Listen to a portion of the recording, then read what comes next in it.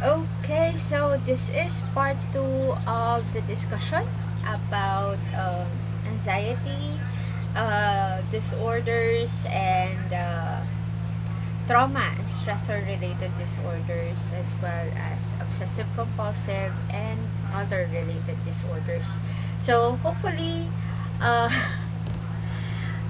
kaya pinart 1 part 2 ko para hindi kayo ma-information overload. That's a lot. I know it's a lot. And then you have to also read your DSM-5 PR to understand better the symptoms. So again, a reminder to take note of your questions. Um, Kaklarify natin when we have the synchronous discussion.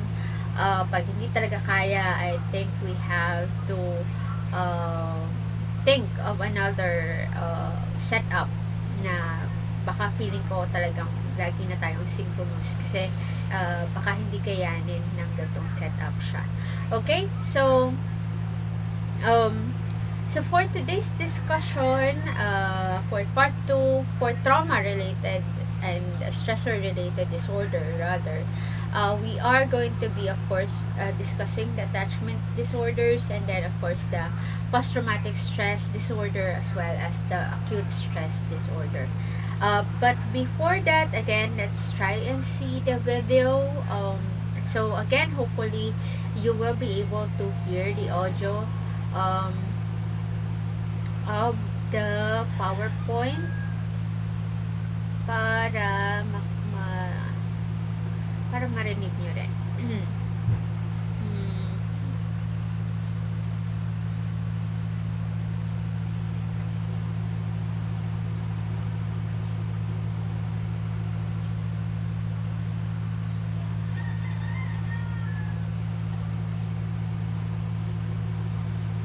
okay. Okay. Wait lang. Saan ba yun?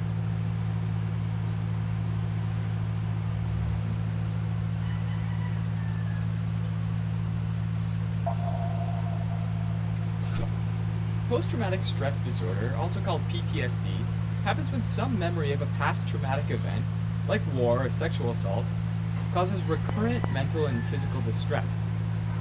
Now, the Diagnostic and Statistical Manual for Mental Disorders, the 5th edition, or the DSM-5, categorizes PTSD as a trauma and stressor-related disorder. That happens when symptoms of an acute stress response persist for over a month. The main symptoms are psychological ones. For example, someone might re-experience their trauma through nightmares, flashbacks, and intrusive thoughts. But these can lead to behavioral changes as well.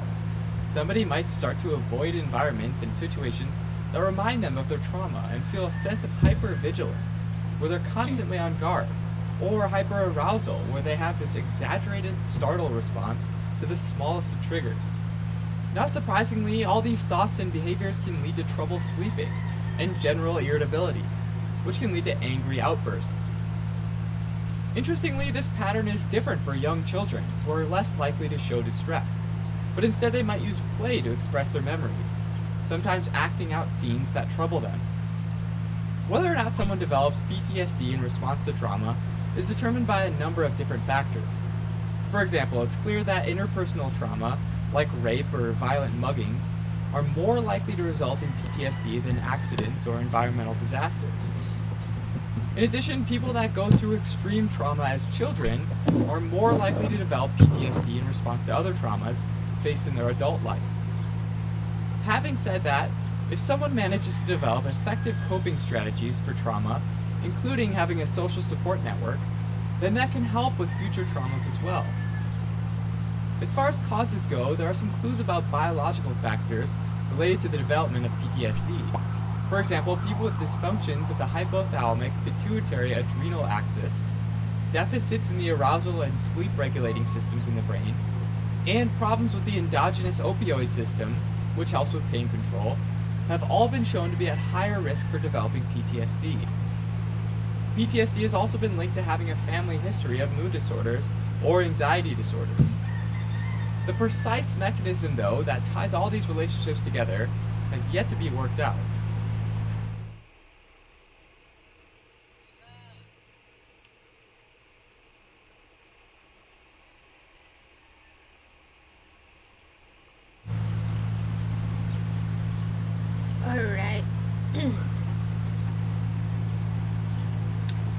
Treatment for PTSD can be kind of complicated, since people with the disorder are often reluctant to engage with the trauma in any way, in their thoughts, their emotions, or in their conversations, which can make treatment really hard. Research has shown that exposure therapy, which slowly exposes individuals to situations that cue recall the trauma, can be very effective. Group therapy is also a popular choice for people with PTSD because it provides survivors with a safe place to relive their trauma in a supportive environment. In terms of medications, antidepressants, in particular selective serotonin reuptake inhibitors or SSRIs, can help to reduce depressive symptoms that often accompany PTSD and can help minimize flashbacks and nightmares. Anti anxiety medications can help decrease the heightened physiological arousal often seen in people with PTSD. And finally, sleep aids can be helpful because lack of sleep and restlessness is such a serious problem with PTSD. In addition to this, a lot of people with PTSD self medicate with alcohol and other substances, which can actually worsen their symptoms and their overall health. So, an important treatment consideration for both therapy and medications is to help alleviate their symptoms while also safely managing substance abuse issues. So, as a quick recap, PTSD usually happens after a violent interpersonal trauma and involves recurring thoughts that persist for over a month and can be managed with effective coping strategies and medications.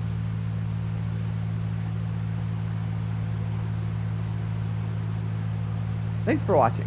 You can help support us by donating on Patreon, subscribing to our channel, or telling your friends about us on social media. Alright. So, that is for the video. Again, if you have a problem with hearing the audio or whatnot, I can very well put the link of the video in our TBL Hub. So, first up, we discussed the post-traumatic stress disorder. So, post-traumatic stress disorder, from the word itself, it happens after exposure to a certain traumatic situation or event. So, ang nangyayari dito, they have the continued re-experiencing through, like for example, memories. They would recall what happened to them or what are the things that took place. And then also when they sleep, they would have nightmares about it. So, mapapanaginipan nila, and then of course, the symptoms kaya siya nightmares, matatakot sila because they would feel na they are in that situation again through their dreams. And then of course, flashbacks. So, flashbacks when we are getting yung parang nandun ka ulit. So, it's not just memories per se. It's basically reliving the experience. So, with that, they try to avoid the situation or may avoidance behavior kang nakikita din. Aside from that, there is also emotional numbing wherein they would try to distance themselves from that situation and would not really try and feel anything about it. Sometimes also we see a reckless or self-destructive behavior. Like for example, they would go on binge drinking. So a lot of the times I would see this as a coping mechanism to deal with the post-traumatic stress disorder or to deal with their trauma. So this is what they do. And since there are situations like that, they don't really express themselves in terms of what they feel and they engage in reckless behavior, they tend to also develop problems with with the people around them. And usually, if you would go to your DSM-5, it it it usually persists for more than 1 month after the trauma or after the traumatic event happened. So, pag ano siya, pag less than 1 month, it's acute stress disorder. Yun ang tawag natin doon. So, more than 1 month, post-traumatic or PTSD, less than 1 month acute stress disorder. So, pero kailangan itong mga symptoms na to nandun. Otherwise, it would be difficult to call it as post-traumatic. Now, when we say traumatic exposure or trauma exposure, this has to be also seen as a situation na ano ba to? Medyo na-jeopardize or na-jeopardize yung kanyang na-jeopardize yung kanyang well-being. So, situations like experiencing or directly experiencing or witnessing an event in which death, serious injury, or sexual violation occurred or was threatened to the self or someone else. So, pwede rin siya na learning about violent or accidental death or serious injury occurring to a close loved one, or extreme aversive exposure to details of traumatic events such as first responder collecting body parts at the scene of an explosion. So, yun yung mga possible situations na magkaroon ng trauma exposure. So, yun nga, ikaw mismo yung victim or witness ka doon sa accident or crime, gruesome crime, or ikaw yung first aid or first responder doon sa ganong sitwasyon. So, let's say for example, I have this friend, a Marine, during the Marawi siege, dineploy sila doon, special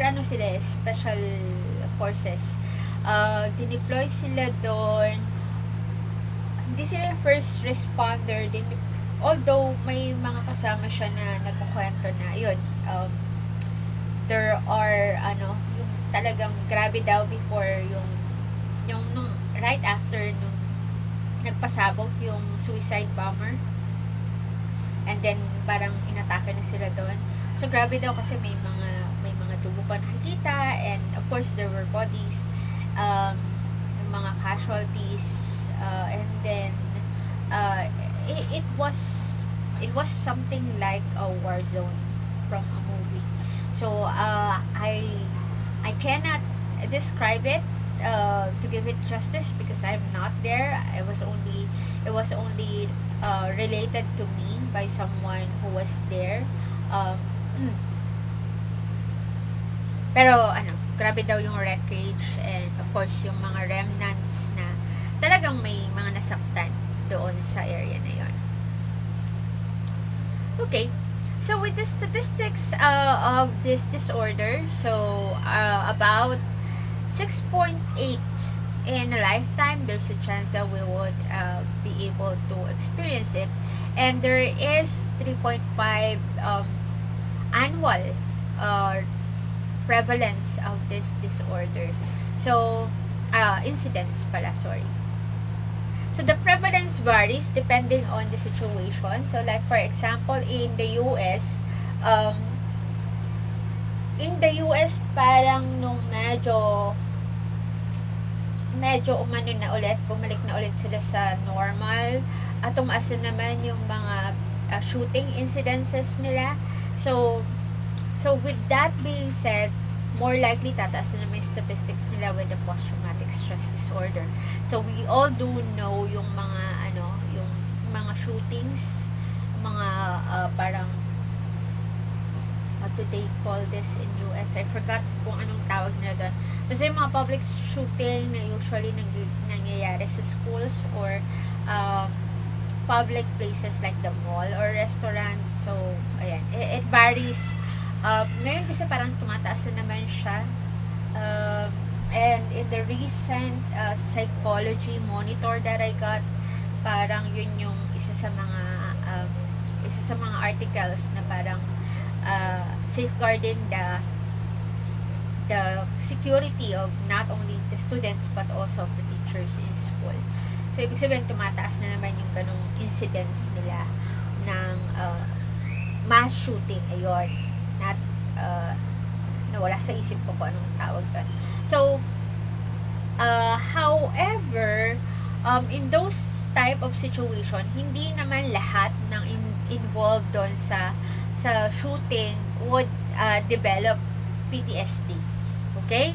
So, it depends on the person.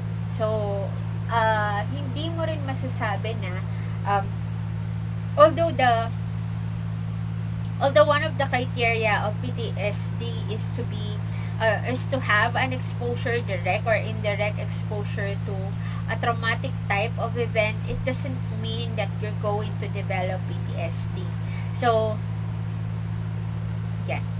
Now, also, another statistic is the type of the trauma. So, ang nakita na sa statistics is that experiencing repeated sexual assaults makes an individual 2 to 3 times as likely as to develop PTSD as compared as to someone who just experienced parang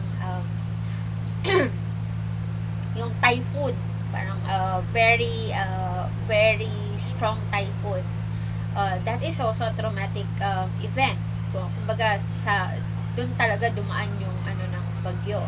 So, pero kung titingnan mo yung likelihood or yung possibility na makapag-develop siya ng PTSD, mas mataas ang possibility na magkaroon ng PTSD yung nagkaroon ng yung victim ng sexual assault kesa sa typhoon victim. And then also there's the matter of proximity. The person is more likely to develop PTSD if closer to the trauma.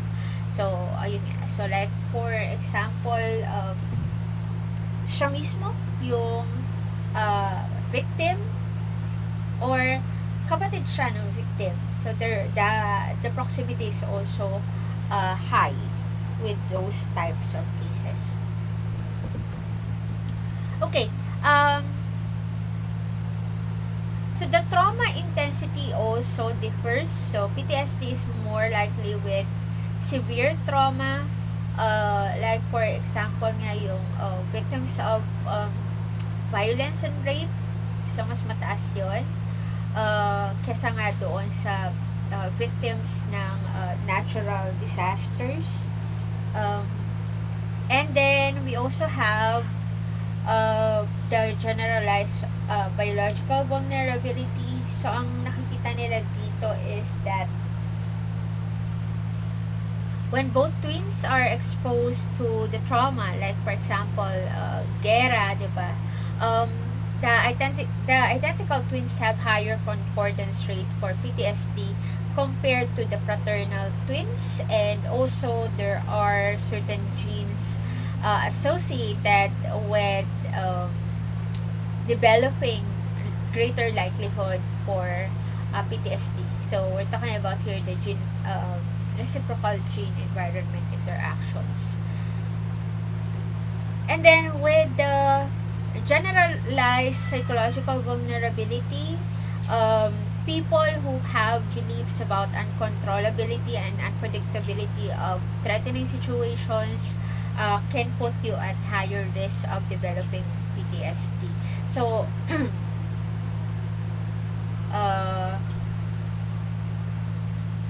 and then for the social part of the cause, ang nakita ng studies is that a person with poor social support is or has a higher risk of developing PTSD than a person who's exposed to traumatic events but with good social support system. So, kaya nga, again, ang sabi ko nga kanina, hindi porket na-expose ka sa traumatic event, automatic you're going to develop PTSD. It doesn't work like that because there are certain things that can cause the PTSD to be to put you at greater risk of developing it. Okay. So what's the diagnostic criteria for PTSD? So the first one is of course the exposure to actual or threatened event. So, ito nga yung kaninang sinasabi ko. Ito yung number 1 dyan. Hindi mo pwedeng sinabihin na, i-claim na, nagkaroon ako ng trauma when you're not there. Or when you didn't even see it with your own 2 eyes. Remember yung sinasabi ko kanina na meron din yung sa mga sundalo ay yung mga nasa back office, yung nagre-review ng 'di ba yung mga sundalo tsaka mga police ngayon meron na silang body camera. So sometimes yung mga nagre-review noon na nasa back office, they are also witnessing it, the threatened or the actual event happening, although vicariously they are looking at it vicariously or experiencing it vicariously. They are also prone to develop PTSD. Kasama na rin dyan yung mga kasama sa first responders yung mga 911 dispatch, yung mga nagte-take ng calls for 911.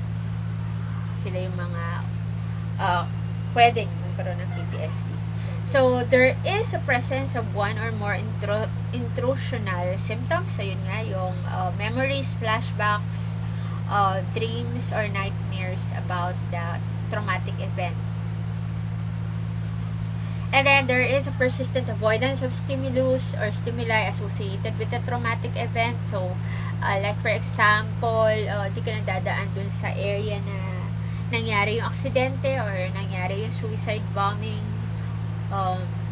And then, there are also negative alterations in cognition and mood associated with the traumatic event.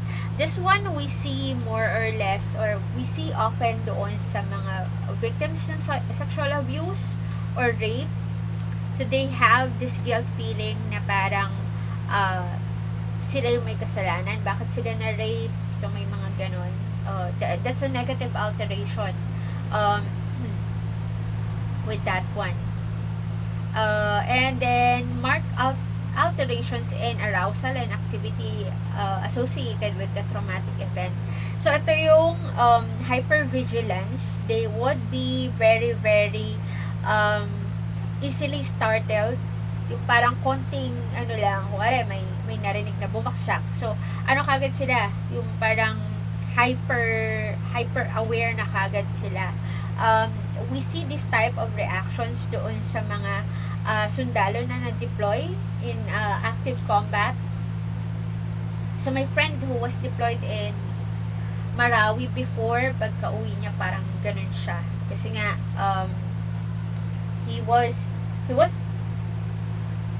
he's a sniper and he was always on the night duty.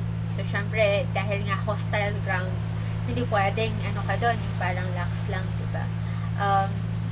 Although I'm not sure if he developed PTSD because he's not really someone who would open up about what happened to him in when he was in Marawi. So, sleep disturbances are also seen with them. So, it's either they cannot sleep or they will be able to sleep pero putol-putol kasi nga it's either they will recall the flashback or they will have nightmares. So sometimes some of them would not prefer to sleep at all kasi nga ayaw nila mapanaginipan, ayaw nila maisip. So para wala na lang, hindi na lang sila matutulog. And of course, this causes significant distress not only dun sa lifestyle ng client but also to other aspects of their life. And just like others, it shouldn't be attributable to substance use. Okay. Now, let's look at the neurobiological model of PTSD. So, with the neurobiological model, the threatening cues for someone with PTSD, it usually activates the CRF nila. So, again, itong CRF, ito yung nag-aano sa atin when we are in an alarm mode. together with the HPA. The HPA naman is more on the stress. Kasi nga it activates the release of cortisol, and cortisol is a stress hormone. So sa kanila kasi, like for example, yung loud bang lang, they would already look at it as a threatening cue, and kahit wala namang immediate threat or immediate danger, ayan, mag-respond na kagad yung CRF system ng katawan nila. And then, they would feel, ayan, either very fearful or very anxious. And it would come from the amygdala part of the brain.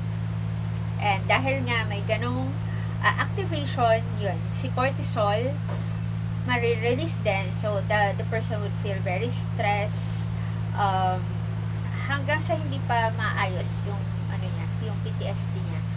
They are always on this type of situation. Ganito yung activation ng kanilang brain hanggang sa hindi pa naayos yung or nare-resolve yung traumatic event nila.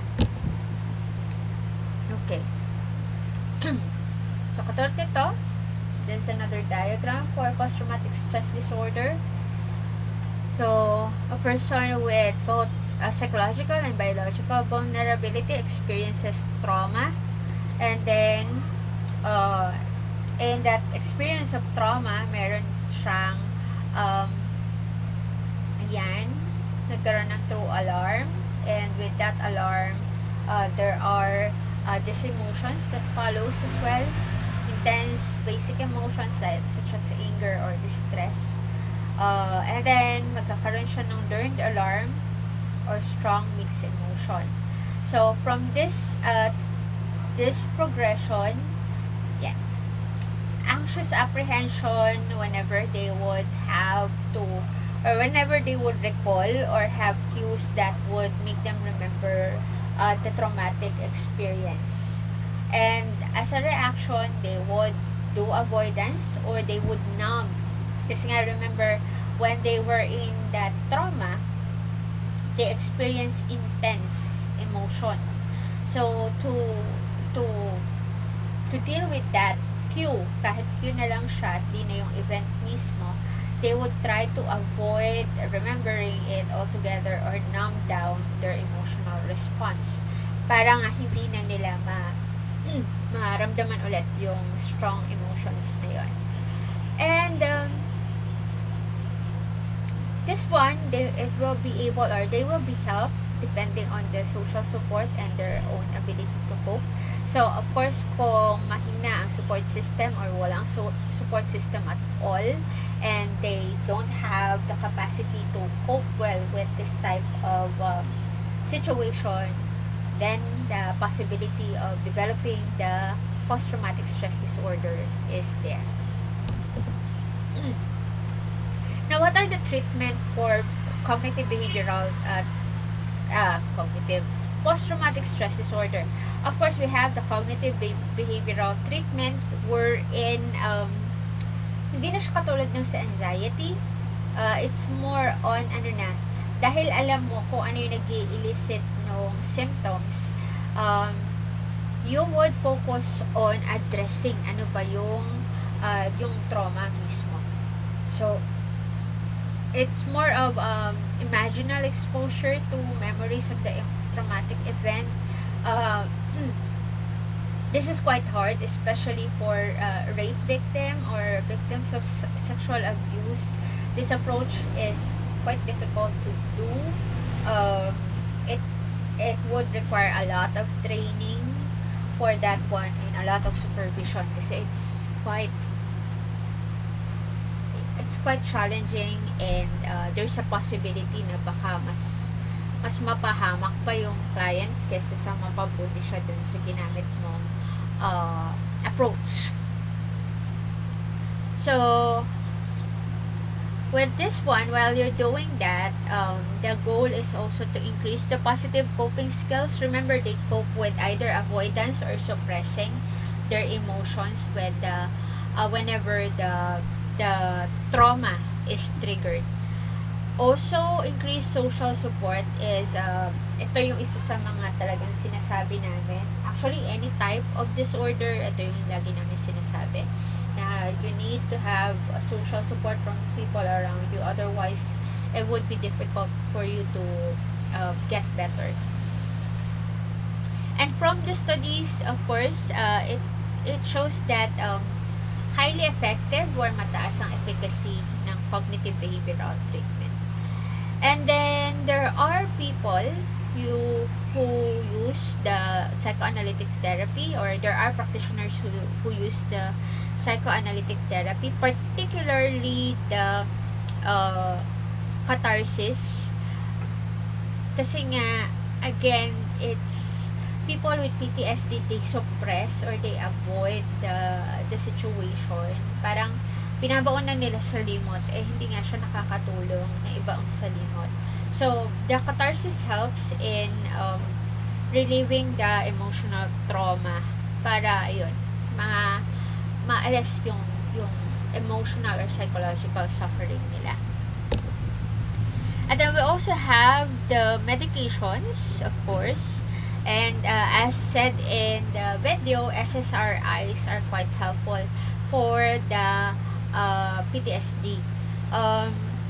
Medications actually, hindi siya po pwedeng mawala for PTSD kasi nga there are physiological symptoms that need to be addressed first bago kayo makapunta doon sa psychological part. So, it would be good for a psychiatrist and a doctor, psychiatrist and a psychologist to work together on these types of disorder. Okay. Now, moving on to adjustment disorder. Now, adjustment disorder, these are the disorders wherein we react anxiously or have depressive reactions to life stressors. So, it's milder than PTSD or acute stress disorder. And it tends to occur in certain life stressors like moving to a new city or moving to a new house, getting a new job, having a divorce, or going through a breakup. So, usually these types of things, or these are the type of disorders that we have. But although it's a bit milder than the first two disorders that were mentioned, it's also causing clinical distress and impairment. So, hindi porket milder siya, ibig sabihin hindi na siya kailangan pagtuunan ng pansin. That's not the case for this one.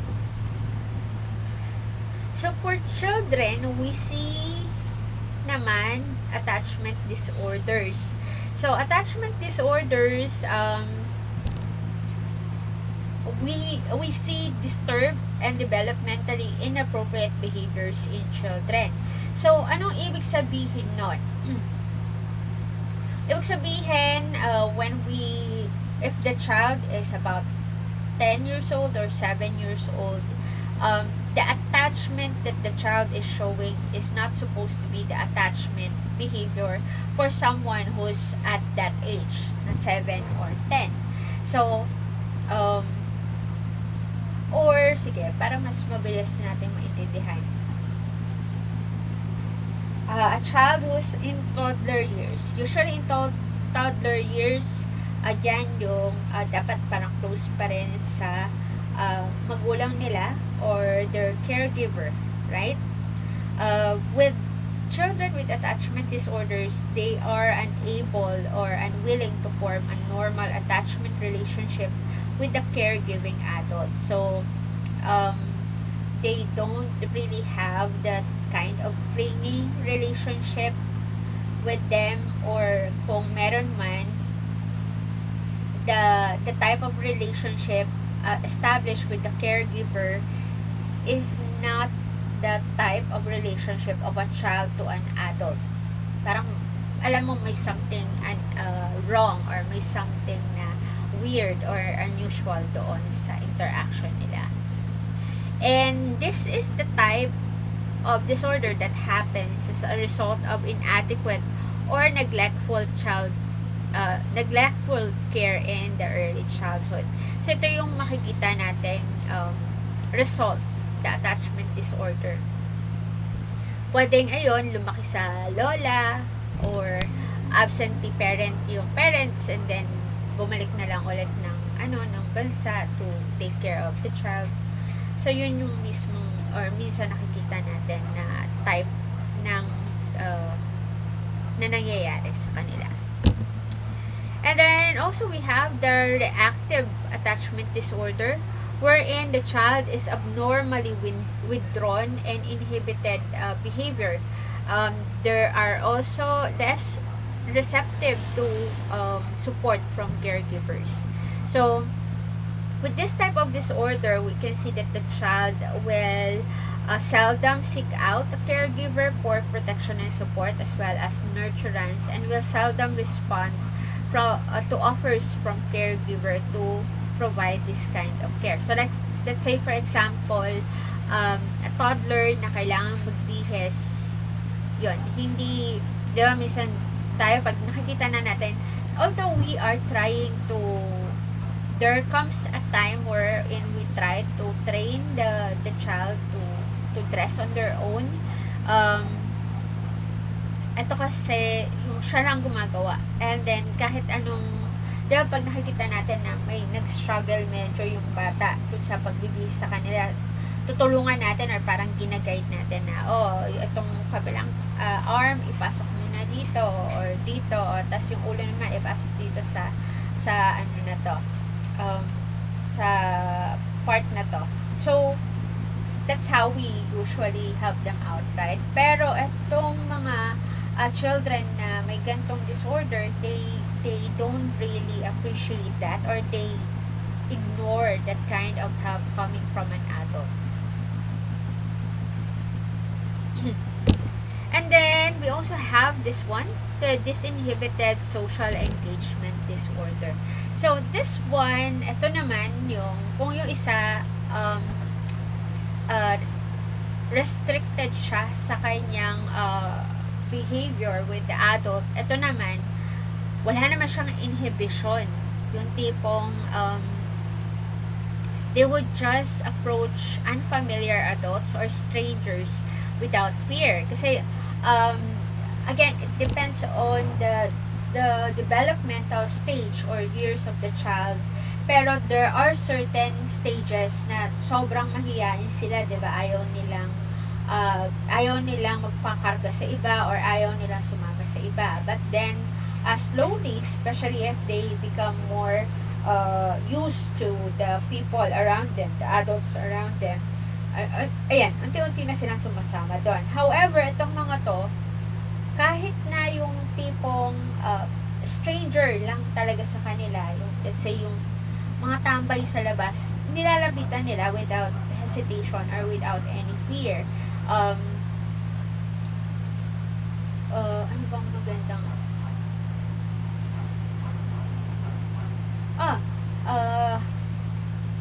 yung mga batang kalye sa labas, yung mga ano mo yun, yung mga those children who are born in yung parang namamalimos na family, try to see them how they react with the strangers outside, the adults outside. Diba, they tend to be very forward, especially yung pag namamalimos sila, diba? So this is how we talk about the low inhibition. So wala talaga silang sense of shyness or fear when approaching people na hindi nila kilala. Okay? So we'll talk about it more with your questions. Again, please, while I'm discussing this, please be sure to read the diagnostic criteria in the DSM-5 so you would understand the symptoms better. If you have questions about the symptoms, write it down. I will be clarifying it in our synchronous classes. Okay. So next up are the obsessive compulsive disorders.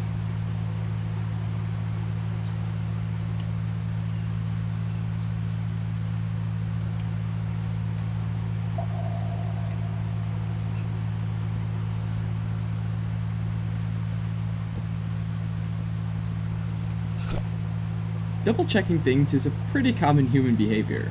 Like, did I shut the garage door? Better double check. How about locking the front door? Double check. Gas stove and oven off? Double check.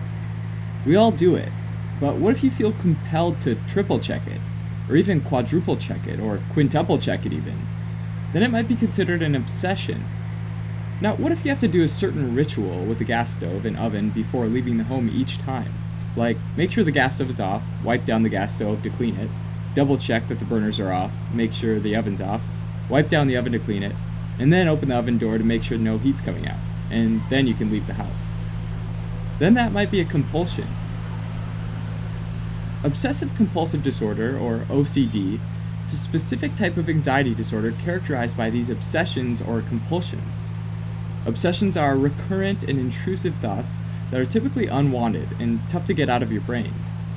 These unwanted thoughts, like my house is unsafe, cause anxiety, and usually they lead to compulsions, which are actions that might be performed to try and reduce the anxiety associated with obsessions. As you might imagine, these thoughts and rituals can have a serious impact on someone's daily life. OCD affects around 3% of the population, and affects both men and women equally, and usually starts in childhood or in the teen years. Celebrities like David Beckham and Howie Mandel are known to be affected by OCD, and a more severe example is that of Howard Hughes, business tycoon and entrepreneur, among other things, who was affected by a relatively incapacitating OCD later in his life. Although obsessive-compulsive includes both obsessions and compulsions, one doesn't need both obsessions and compulsions for a diagnosis. Some individuals might have just obsessions or just compulsions, but the majority of patients have both, often where the compulsion is performed to alleviate an obsession. A very common compulsion is cleaning, which often stems from an obsession with germs or contamination. Another common compulsion is checking, usually because they have obsessions that something's unsafe, so they'll check to make sure that something's definitely safe by unlocking and relocking it, sometimes several times. More generally though, repeating is a compulsion on its own, where an action or phrase is repeated several times, and usually this is done because if it's not, they think something bad will happen. Sometimes patients might feel compelled to order or arrange things, because when they're out of order, it causes anxiety and discomfort. Finally, mental rituals are also obsessions. These are often done to try to neutralize intrusive or what they think are bad thoughts. So they might try and call up specific words or phrases they think are good thoughts to try and replace the bad thoughts. Now, the Diagnostic and Statistical Manual for Mental Disorders, the 5th edition, or the DSM-5, gives specific diagnostic criteria to meet for a diagnosis of OCD. First and foremost, they need to have the presence of obsessions, compulsions, or both. Makes sense. The obsessions and/or compulsions need to also be time-consuming, often such that it produces distress with their social life and their work. For example, taking 2 hours every day folding and unfolding clothes and then being late for work. It's also important that the obsessions and compulsions are not due to the physiological effects of a substance or other medical condition. Finally, the apparent anxiety isn't better explained by another mental disorder, like for example, an obsession with personal appearance, like in dysmorphic disorder. Like most mental disorders, there isn't a known cause of OCD, though it's thought to be a combination of genetic and environmental factors. Sometimes OCD seems to run in families, and an important clue is that identical twins are more often affected than non-identical twins. It's now thought that abnormalities in serotonin neurotransmission in the brain plays a key role, though the exact mechanism is unknown. Treatment usually involves psychotherapy, medications, or both. Among psychotherapy options, cognitive behavior therapy has been effective, specifically a technique called exposure and response therapy, where patients are first exposed to the anxiety and compulsion-provoking situation, ultimately showing that the anxiety actually lessens when the compulsion is not carried out. Because the cause has been linked to serotonin, selective serotonin reuptake inhibitors, or SSRIs, have been shown to be an effective drug treatment, though they often come with symptoms and side effects that may need further treatment with medications or psychotherapy. With the right treatment, though, patients often return to normal daily life and activities.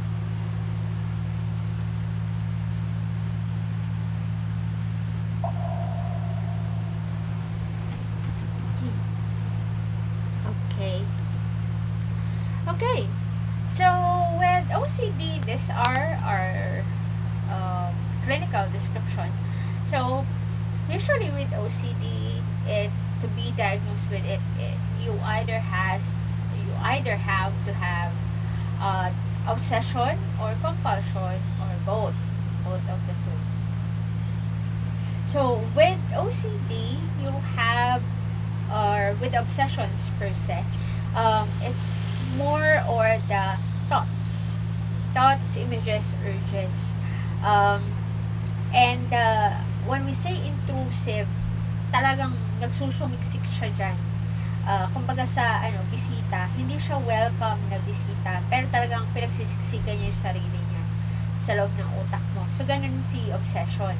So, ayaw mo siyang isipin or di ka conscious na iniisip mo siya, but it's really there. And of course, there are attempts to resist or eliminate these obsessions, and usually we do the compulsion in order to eliminate the obsession. So katulad nga nun, if you are obsessed about getting sick or having germs around you, then the compulsive action that you will do is to clean around you. Kasi nga, you have this thought or intrusive thought na baka magkasakit ako, ganun, or may germs siya na dinala, hindi ko naman makita yung germs, sige, maglilinis ako. So, usually, ganun yung ginagawa niya. A good example was when I was in college, I have this OCD. Ang sa akin naman is, obsession ko is, our house might be unsafe. So, ang ginagawa ko before, kasi since nung time kasi na yun, our parents were staying in Laguna. So, kami lang magkakapatid ang naiwan dito sa Makati. So, since I'm the eldest, I have to make sure that everyone at home is safe. So, so with that situation, before going to sleep, I would check and double check, triple check, quadruple check the locks, yung mga nakasaksak na gamit sa kusina na hindi naman kailangan for the time being, yung gas namin kung nakabukas pa. So I do that, I think 7 times. Minsan kasi most of the time parang nakahiga na ako ng around 11 or 10 p.m. at the time, kung wala akong kailangang gawin na all-nighter na project or assignment, mga ganong oras ako natutulog kasi nga maaga yung class ko sa PUP in the morning. However, since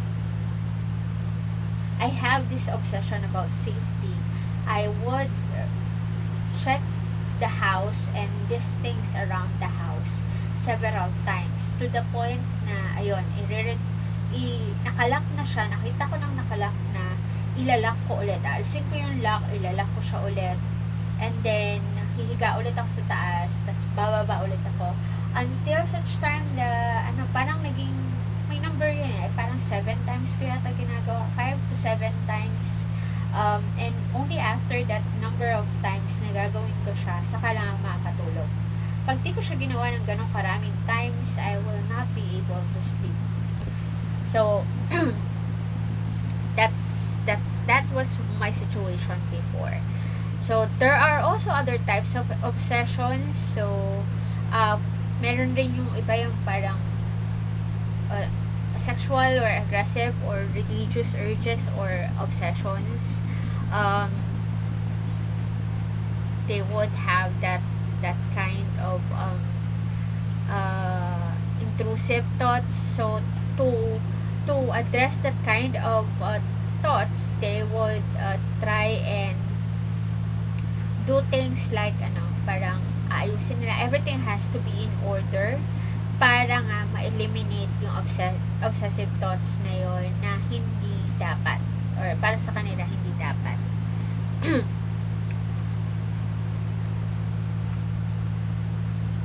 Okay, now the obsessions and compulsions, like in my case before, it should be time consuming.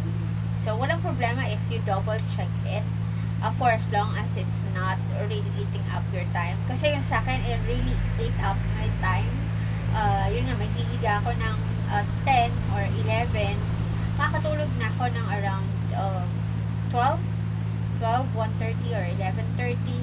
Kasi nga, kaka-check and double check and triple check hanggang sa maubos yung number of rituals ko. So the disturbance is not due to substance abuse, of course, because as we know, there are certain drugs that causes us to have this kind of parang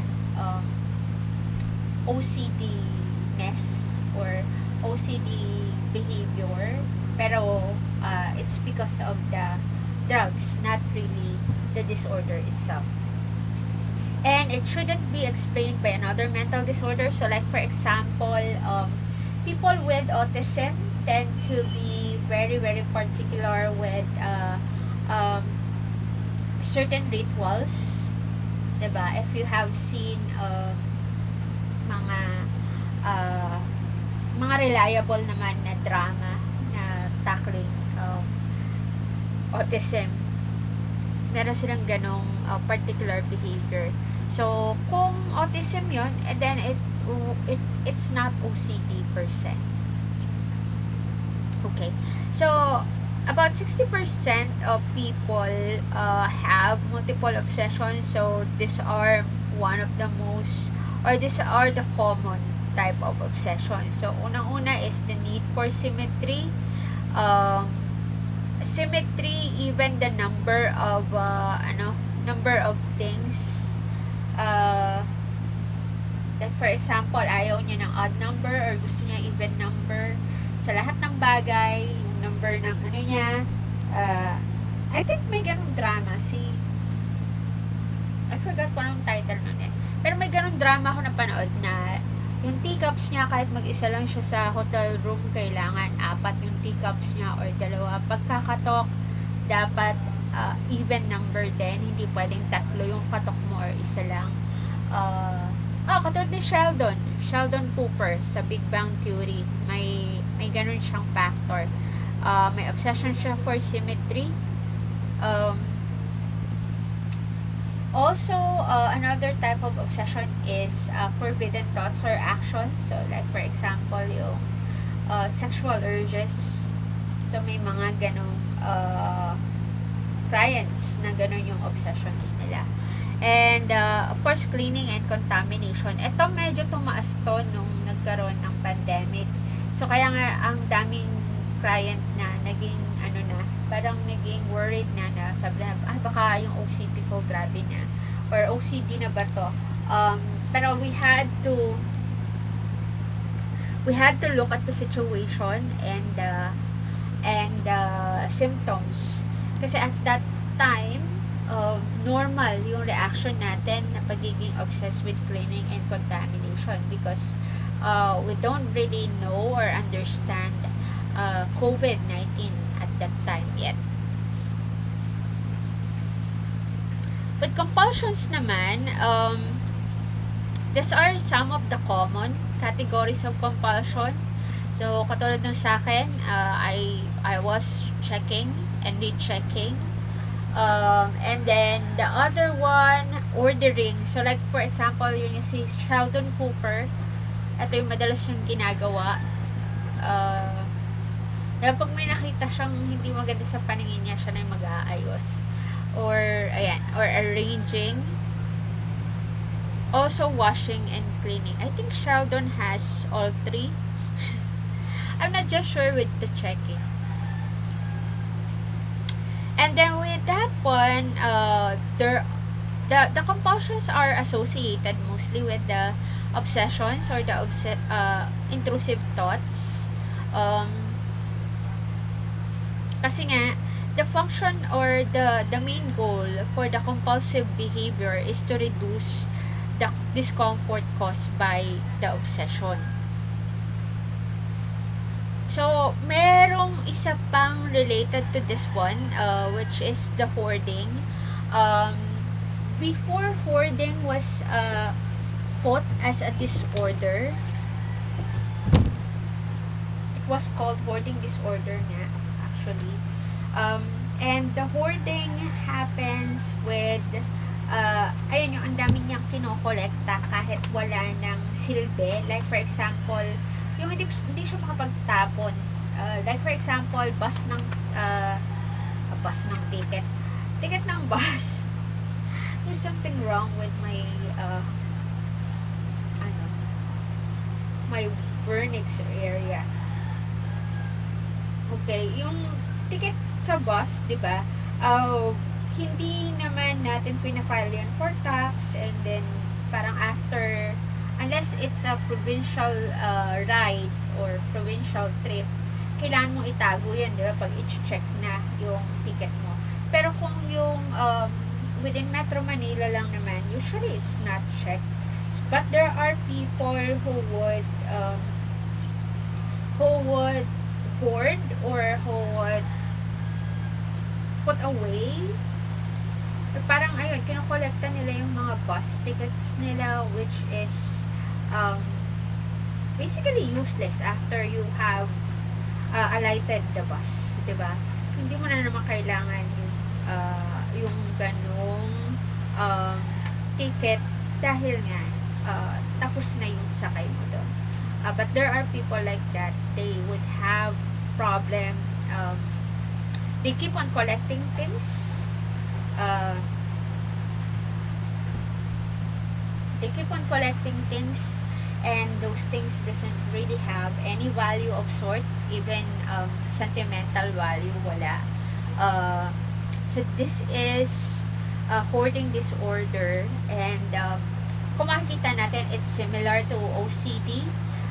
Because there is an obsession to collect things, and they have this compulsion to collect the things that they want to collect.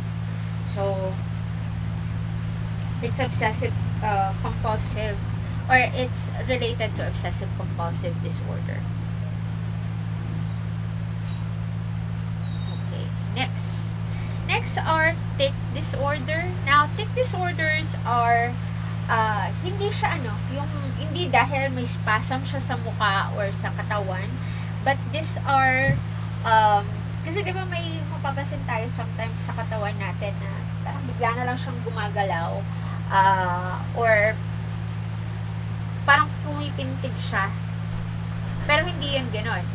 Ito yung involuntary movements like jerking of the limbs or movement of the jaw. So sometimes we would see this tic disorder in patients with OCD, and sometimes ang nakikita kasi natin is that when they feel anxious, ayan, nangyayari yung involuntary movements na yun. So, instead of doing the action itself na may relation dun sa obsession nila, sometimes to lower the anxiety, they would that the tics are used as the compulsive behavior. Okay, so what's the statistics for OCD? So, in a lifetime, there is about 1.6 to 2.3% chance that you can have this disorder. So, maliit lang siya. The incidence per year is about 1%. And then, the ratio of male and female is equal. So, walang problema. And it's usually chronic. Medyo matagal siya. In my case, it took a while for me to address my OCD. I was able to address it in college though, although may mga remnants, pero hindi na same lala ng dati. So usually it happens during the childhood years, up to 30s. Okay.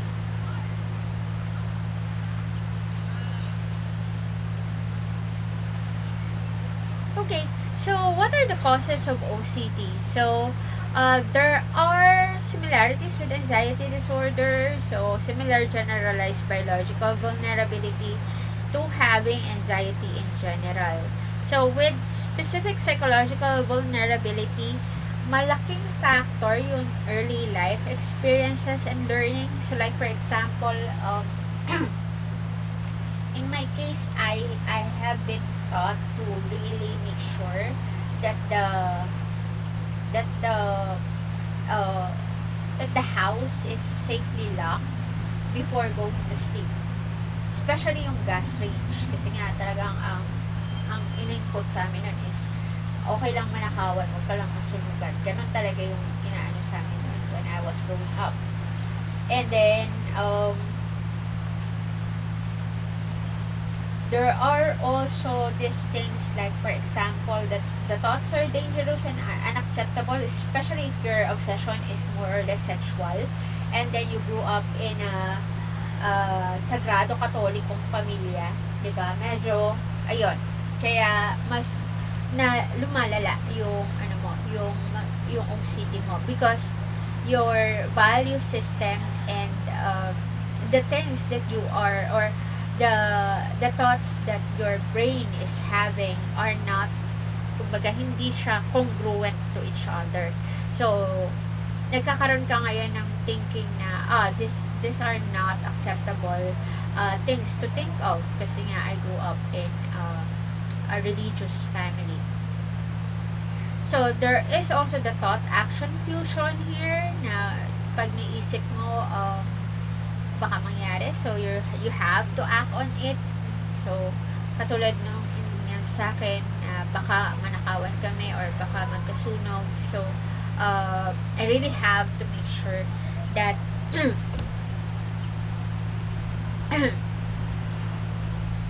that excuse me, I really have to do something about it, otherwise it will happen.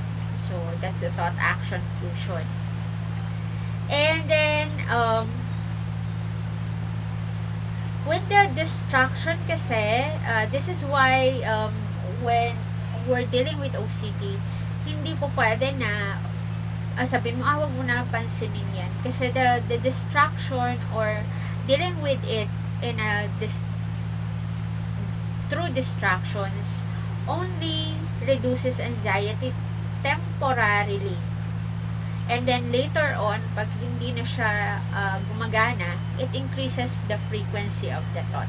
So therefore, making the person more anxious than ever. Kasi nga, parang hindi niya pinapansin hanggang sa hindi na nag-work. Ayun, mas tumas pa yung anxiety na. Okay.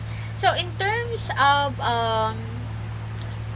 treatment, so the medications are usually the SSRIs, which is about 60% beneficial to clients. However, the problem is that there is a high relapse rate when the medication is discontinued. So, ito nga yung problema natin dito. Filipinos, as I have seen with my clients, they have the tendency to doctor themselves or ang sabi nyo nga, diba, decisionality. So, hindi naman sinasabi ng doktor na itigil na, tinitigil na yung pag-take ng gamot. So, possibly due to many things, one being the price, or of course the economics to like the economy of the person, it has to be factored in. Kung mahal yung gamot and then nakita mo naman na okay ka na, 'di ba? Why continue it further? So isa 'yun sa mga possible reasons bakit ganun yung attitude ng mga Pilipino when it comes to taking medications. Another might be how we are in terms of our culture, how we are raised in terms of taking medicine, 'di ba? Parang ganun yung sa atin parang okay na, wala ka nang upo, wag mo nang i-continue 'yan. So sasabihin sa atin kahit hindi naman doktor na nagsabi sa atin. Mas maniniwala tayo. And then there is about 30% benefit when you go um, psychosurgery, although hindi naman siya masyadong ginagawa talaga. Ayun, may aalisin na part ng brain mo na nagkakos ng obsessions. It's called cingulotomy.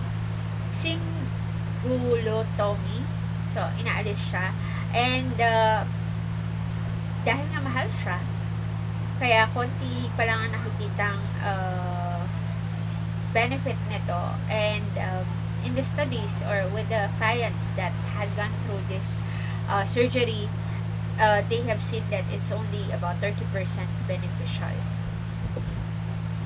Now, what about others? So, others, they have this one, or they prefer to have the cognitive behavioral therapy. So, it's still CBT pa rin. But with CBT, this time, the approach is quite different. So, they use the exposure and ritual prevention. So, exposure and ritual prevention, you are going to be exposed to cues that would trigger the obsession. Like for example, kung wala ako yon, papakita sa akin yung yung mga locks na hindi nakalock or pintuan na isang lock lang ang nakasara. Kasi nga yung pintuan namin parang 7 lock ang meron doon nung time na yon. So, yun, i-expose ako doon sa pinto na nag-iisa lang yung lock. Tapos, hindi ipapalock sa akin yung ibang mga door locks. So, parang kung meron siyang obsession about germs, ayan, papahawak sa kanya lahat ng surface na pwedeng may germs, especially yung mga areas na maraming traffic. Like for example, doorknobs, tabletops, di ba yung mga madalas hawakan, remote. So yan, papahawak sa kanya yon, tapos hindi siya paghuhugasin ng kamay. So ganun ang po pwedeng approach to that one. Okay.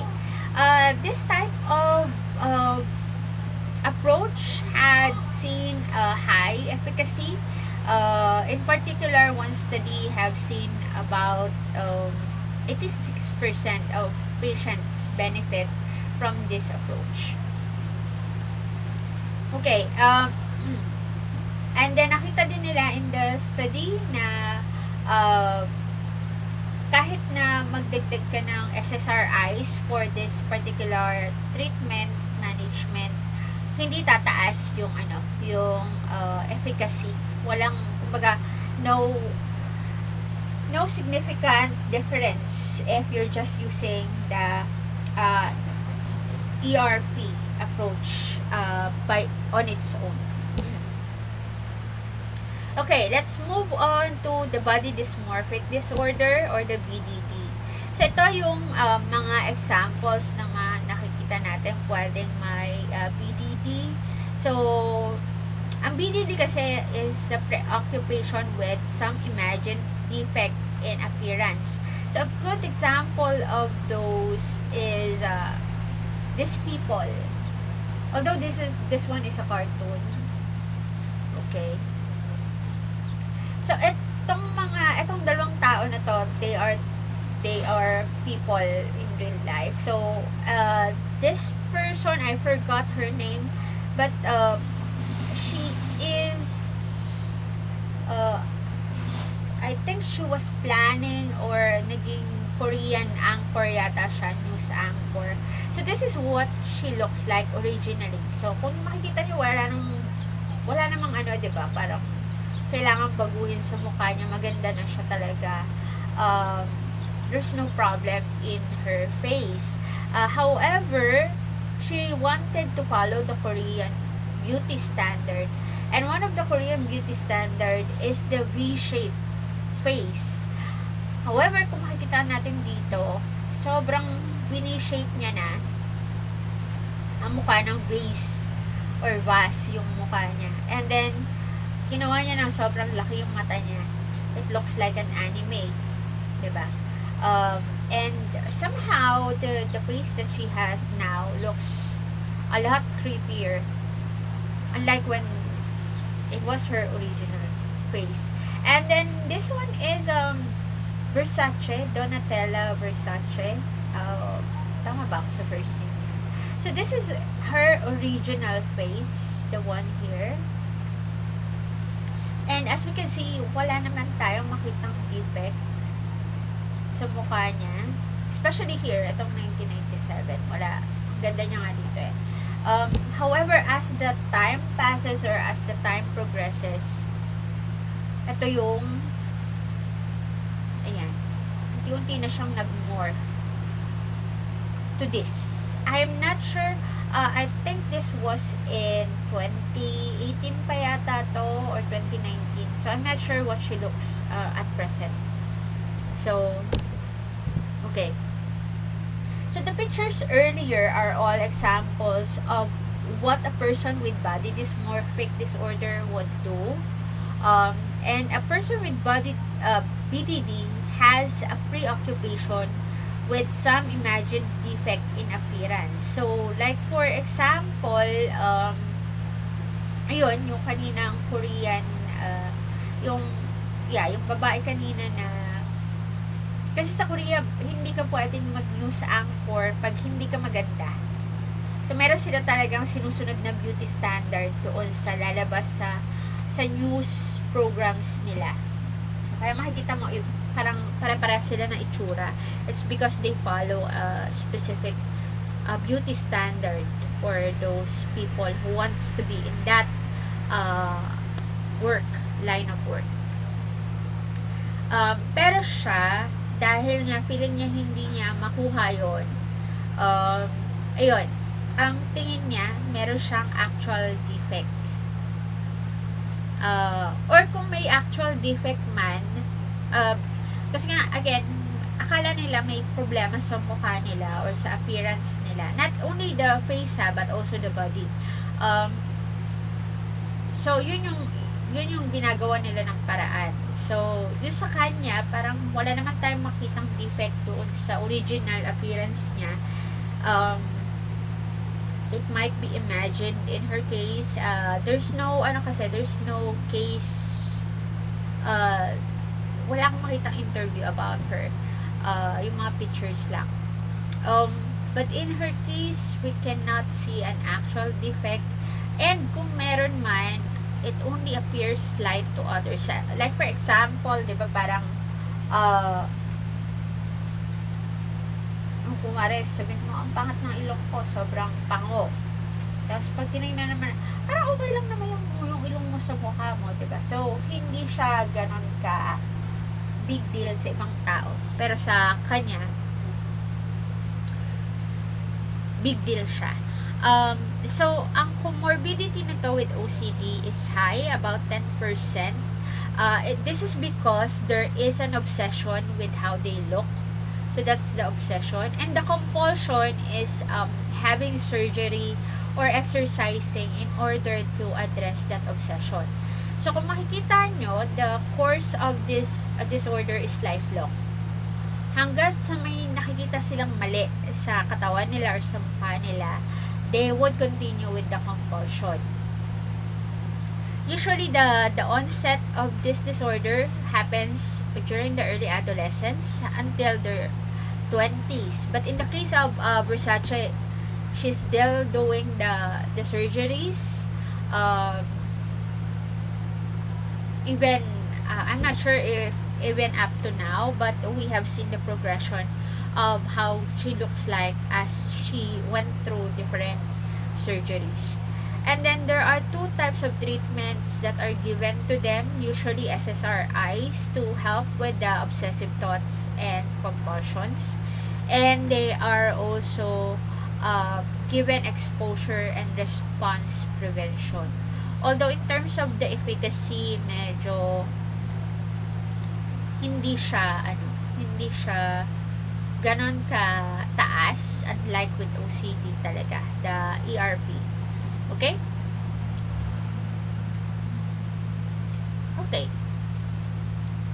So, what's the diagnostic criteria for BDD? So, the preoccupation is with one or more defects or flaws in the physical appearance that are small or not observable to others.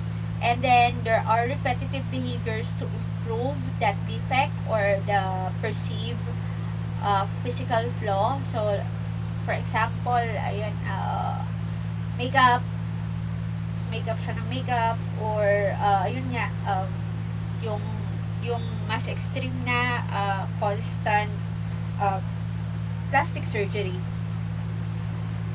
And then it causes significant distress because of the fact that the person is not really satisfied with how they look like. So it is problematic in terms of how they see themselves or their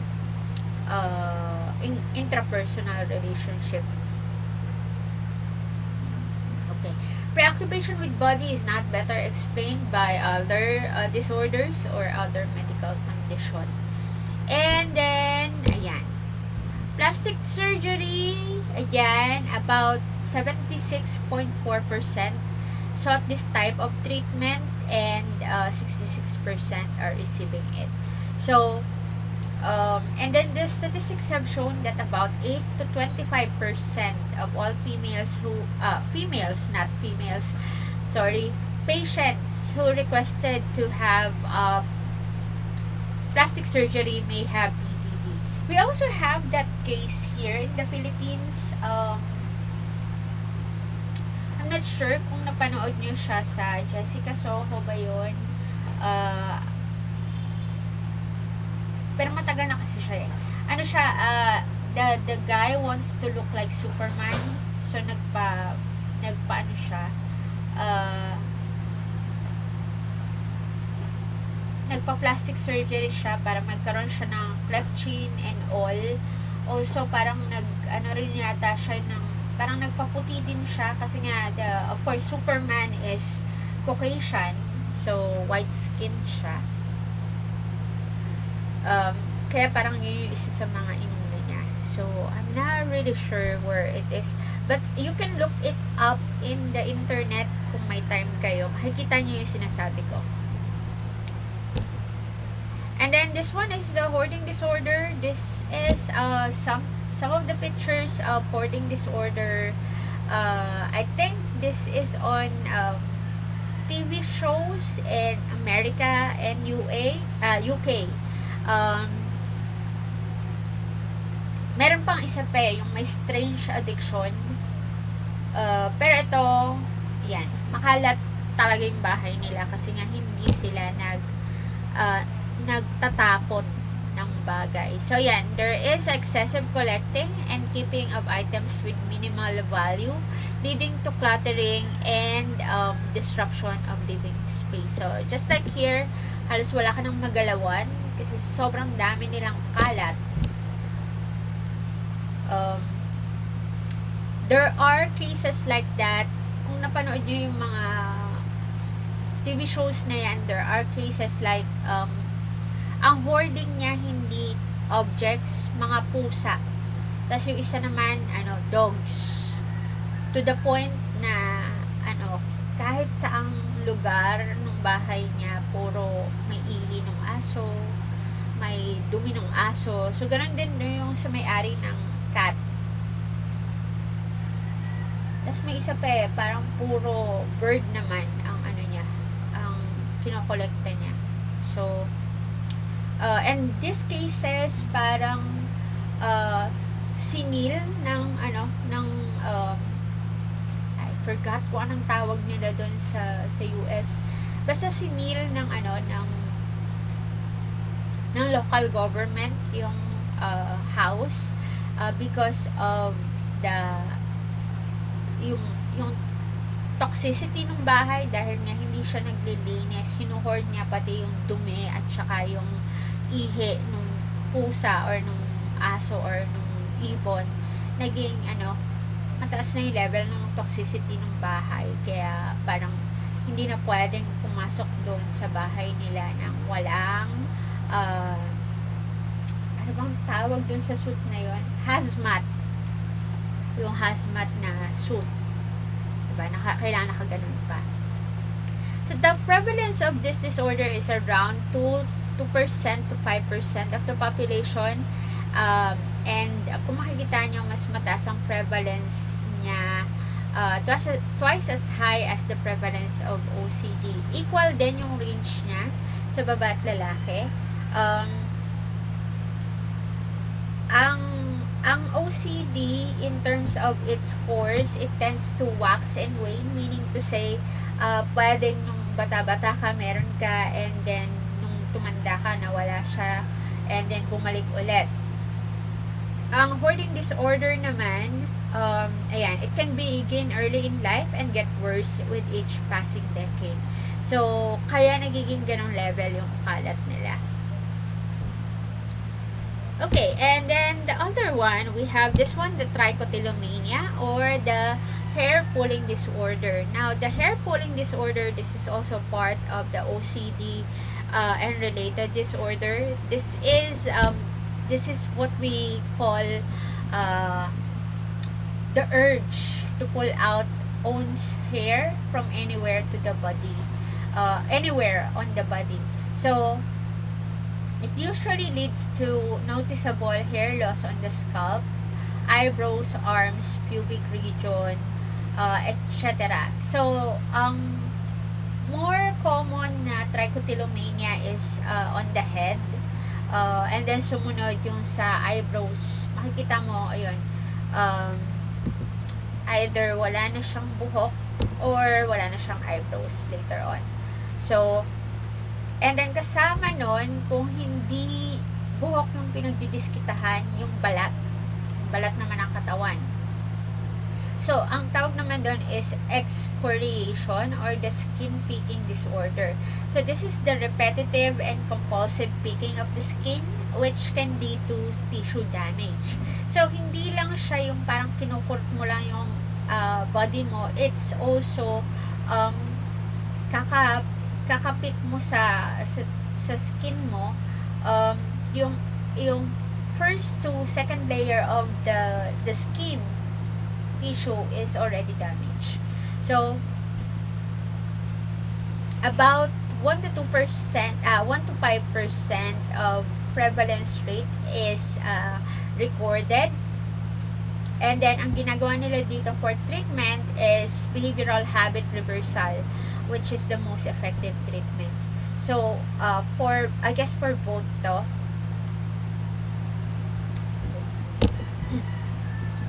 So, kung titingnan natin, ito ang effects ng excoriation. So, face is a common target for picking. So, you can just imagine having this kind of skin in the face dahil nga kaka-pick mo doon. So, ito sa kanya around the nails yung pinipick niya. Kung makikita naman natin, walang damage yung nails niya. Around the nails lang yung may problema. Okay. And then, the same one here. Ito yung mga marka ng mga pinik niya dati. Minsan kasi pag nag-scab na, ipipick nila ulit. So, di ba pag magkaroon tayo ng sugat, yung pag gumagaling na, nagkakaroon na ng langib. So, ayan. Pag nagkaroon na ng langib, pinipick nila ulit. So, hindi nakaka-recover yung skin cells. So, kaya nagiging scars na siya. Okay. So, to summarize all of the disorders, ayan. So, anxiety disorders and related disorders occur when natural and adaptive processes, which are anxiety, fear, and panic, become disproportionate to the environment. So, again, anxiety, fear, and panic are all normal adaptive processes that we have in order to cope with the demands of the environment. However, we can see that this same emotions or this same adaptive processes can lead to a disorder when we see that it's not an adaptive response anymore, but rather a more disproportionate response. So this can happen because of generalized biological vulnerabilities or generalized psychological vulnerabilities, as well as specific psychological vulnerability. So as to summarize all of the disorders that were mentioned in this topic, we have anxiety disorders that include panic disorder, agoraphobia, anxiety, generalized anxiety disorder or GAD, social anxiety disorder or SAD, specific phobia or just phobia, SM or selective mutism, and then separation anxiety disorder. So don't call it sepangs, we don't call it sepangs. It's separation anxiety disorder. Okay, and then for the trauma and stressor related disorders, they all share a common cause, which are the stressful experiences. And the disorders include the following: post-traumatic stress disorder or the PTSD, the acute stress disorder. So again, the difference between the two is the time or the duration. Balikan nyo kung ilan yun, kung nakalimutan nyo. And then we also have the adjustment disorders, the reactive attachment disorder, and the disinhibited social engagement disorder. Okay, now for the obsessive compulsive and related disorders, ito naman ang common features nila. So they all have compulsive behavior, and sometimes the compulsive behavior are due to the obsessive thoughts. So the obsessive compulsive and related disorders are the following. So ito yung OCD or the obsessive compulsive disorder. And then we have the hoarding disorder, the body dysmorphic disorder or the BDD, trichotillomania, and then excoriation. Okay. And then with these particular disorders, makita natin sa lahat ng mga disorders na to, one of the most common or most effective treatment for them is the cognitive behavior therapy. So CBT is the best for these disorders. So although psychopharmacological intervention can be helpful, it's not always a good type of intervention depending on the disorder. Okay, so if you know someone who is struggling with this type of problem, please consider telling them to seek help. So hopefully you still have an access doon sa ating mental health directory na ginawa ng department, I think 2 SEMs ago. So and then kung kayo mismo they have this type of you think you have this type of disorder or have concerns with this, we can help with the referrals. Okay, so that's it for the very long discussion of anxiety disorders and related disorders. So I do hope you have prepared for the post test, and of course the case analysis will be coming up in the synchronous discussions as well.